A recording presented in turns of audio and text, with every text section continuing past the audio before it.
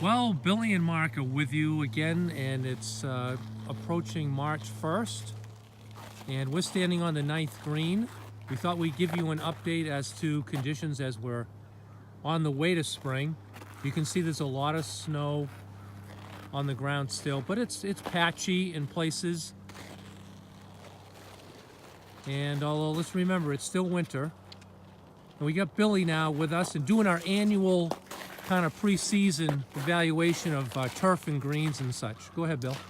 Okay, we're out here on the front of the 9th green. We have a little bit of ice, which is kind of mealy, breaks up and goes right down to the cover. Probably about an inch of ice right here, but not too bad. We have a pretty good amount of oxygen in here now.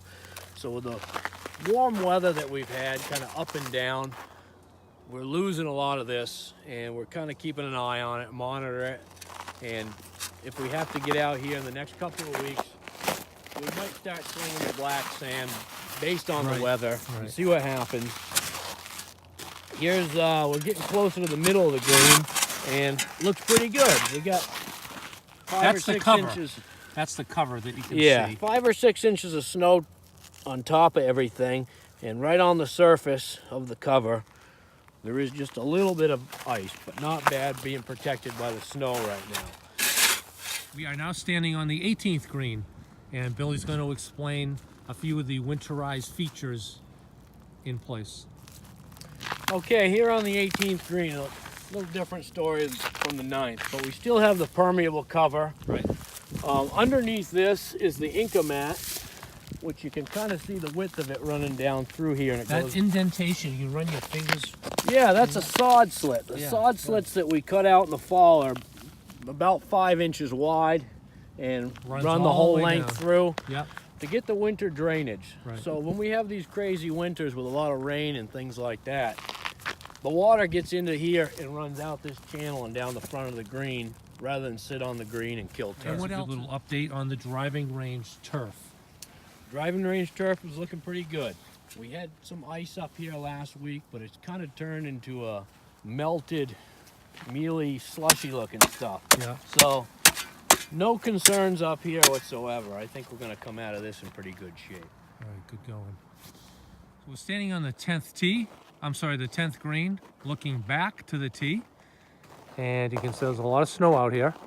But as we scan behind the 11th tee and 10th green, you can see there's a lot more open space to bring more light and air circulation. Billy and the crew have done this in about 6 different places around the golf course this winter in some of the good weather. So this really helps the conditions of the green. Let's wrap it up here. Okay, well, the next thing we do is the next couple of weeks are going to be critical. We'll keep an eye on the weather, keep an eye on the conditions. If we have to pull the plug and get out here and start putting the black sand in places, then we'll be ready to do that.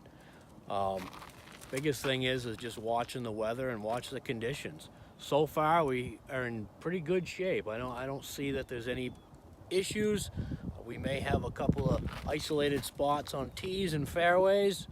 And other than that, the greens are looking pretty good. But it is that interesting time of the year where every night it's below freezing and every day it's above freezing. And sometimes even a little warmer, like today's going to be 50. Yeah, well, the freeze-thaw, we don't want things freezing on the green. We want them to get off the green before they freeze.